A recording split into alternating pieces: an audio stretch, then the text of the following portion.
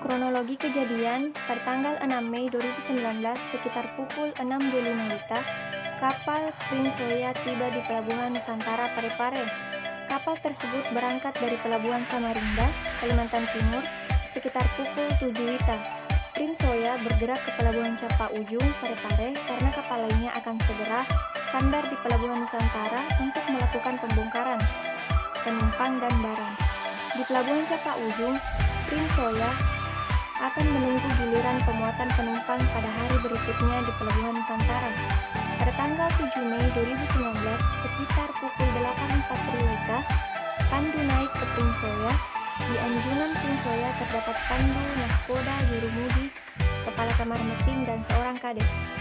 Sesuai kesepakatan antara nahkoda dan Pandu, kendali kapal tetap berada pada nahkoda, sedangkan Pandu sebagai pemberi saran dan informasi jika sewaktu-waktu diperlukan. Berdasarkan rencana nahkoda, Prince Soya akan berputar searah jarum jam di dekat dermaga tengah untuk mengarahkan haluan ke utara, lalu sandar kanan di dermaga tengah. Sekitar pukul 9.05 WITA, Prince Soya mulai bergerak lepas dari tambak di Pelabuhan Capa Ujung dan mengarah ke Pelabuhan Nusantara untuk melakukan pemuatan penumpang dan barang. Pada waktu itu di Pelabuhan Nusantara terdapat 3 kapal yang tengah sandar. Dari ketiganya, 2 kapal merupakan kapal penumpang, sedangkan satu di antara kedua kapal tersebut adalah kapal tunda, yaitu Hector. Prince Soya akan bersandar di dermaga tengah di antara Hector dan Catalia Express. Pada saat itu, Hector berjarak sekitar 20 meter terhadap Catalia Express. Sekitar 300 meter sebelum haluan Prince Soya melewati haluan Prince Soya yang sedang bersandar di dermaga utara, nahkoda memposisikan mesin ke maju pelan sekali. Pada saat itu, Prince Soya masih tetap bergerak pelan mendekati dermaga tengah dengan kecepatan sekitar 5 knot. Beberapa menit kemudian, posisi Prince Soya semakin terlihat mendekati haluan kanan Prince Soya. Melihat hal itu, Pandu mengingatkan nahkoda untuk ke kanan. Nahkoda kemudian segera memutar kemudi untuk menggeser buritan ke kanan menjauhi Prince Soya.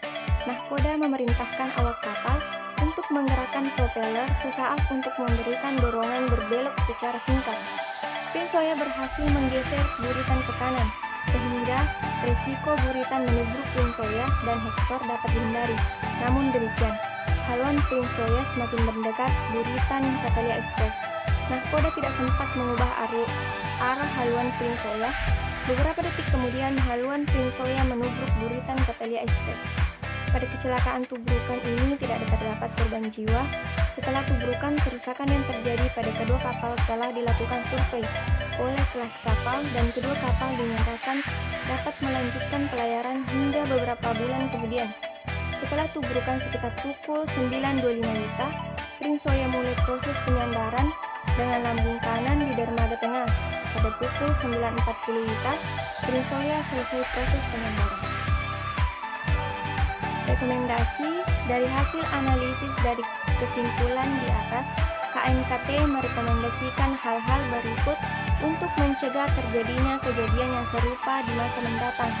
Sesuai dengan Peraturan Pemerintah Nomor 62 Tahun 2013 tentang investigasi kecelakaan transportasi, Pasal 47 menyatakan bahwa pihak terkait wajib menindaklanjuti rekomendasi keselamatan yang tercantum dalam laporan akhir investigasi kecelakaan transportasi dan wajib melaporkan tindak lanjut rekomendasi pada Ketua KNKT.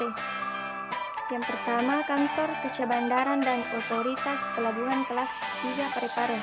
Yang pertama, memastikan bahwa evaluasi kinerja perusahaan penyediaan layanan pemanduan dan penundaan berjalan dengan optimal, terutama mengenai prosedur pemanduan dan penundaan kapal yang akan sandar dan prosedur penyandaran kapal tunda.